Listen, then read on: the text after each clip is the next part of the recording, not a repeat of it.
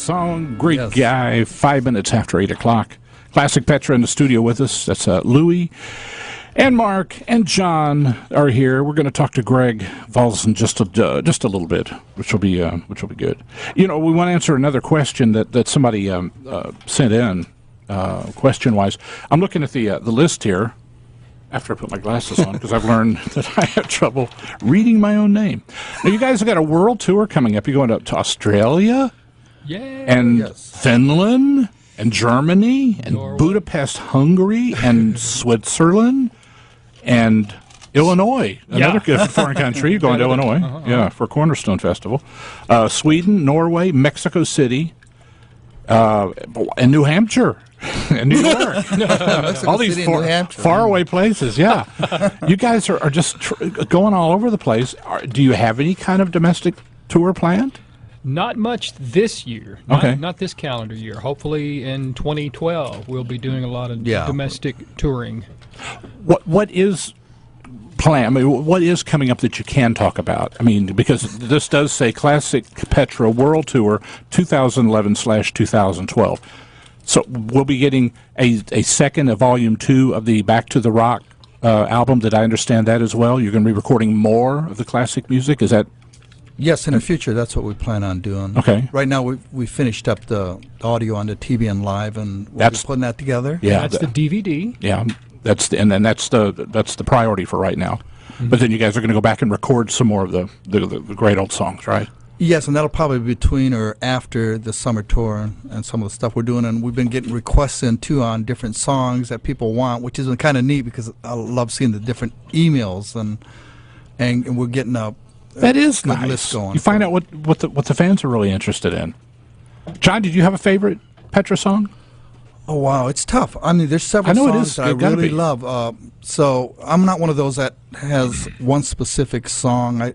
There's just, I guess, different songs during different points in your life that really minister to you or help you or encourage you. So there's a couple special, like, I don't know, for Mark and I and a couple others, The Grave Robber has just really been special in our lives. That's across the board. With our families. Yeah.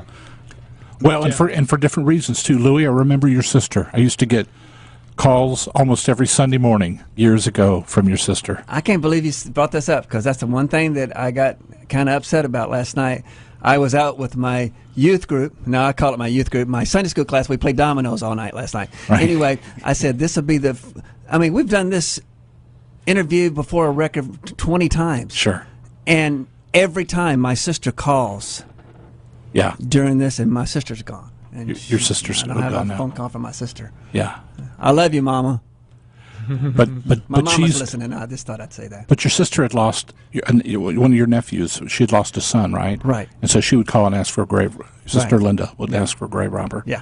And so there's all kinds of significance to that song and so many others as well. Yeah, we played it at my nephew's funeral. We played it at my sister's funeral, and we played it at my daddy's funeral. Did you really? Oh, wow. Thank you, Bob. Yeah. As a matter of fact, last fall, back in October, my father passed away. He was 92 years old, and he went on to his eternal reward in October. And I called Bob and said, would you send me an MP3 file of Grave Robber in a key that I can sing, not something that's up in the stratosphere where Greg Vole sings, but in a key that I can sing because I want to sing this song at my father's funeral. And he sent me a file, and I was able to sing that song in front of the church body, the congregation where it was the last pastorate that my father had before he retired after 50 years of ministry. My goodness. In the pulpit. And so I was able to share that song with my family once again and to the church congregation there, Grave Robber, which already had a profound meaning for me. Of course.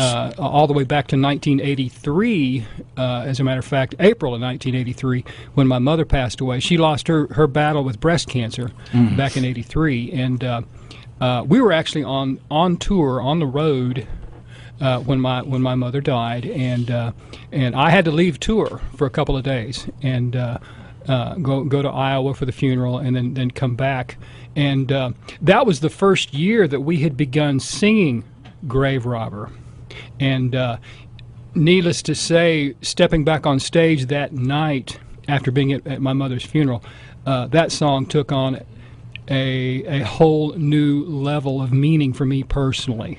It was very profound to be able to step back on stage and understand on a deeper level the depth of those lyrics and what they really said. Mark, I got to ask, how did you get through it?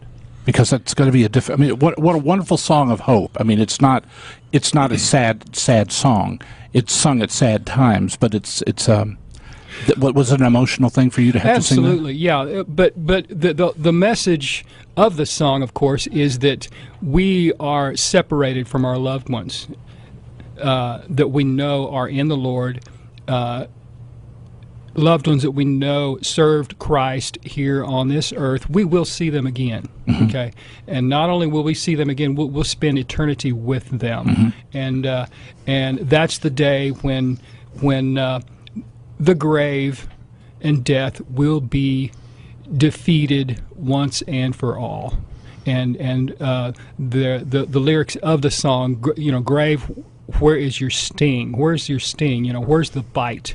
Well, it's going to be gone one day. We're separated from our loved ones right now for a time, but there will be a day where we will all stand before the Lord, and we will be together, never to be apart again. And that is hope. That is hope. Absolutely.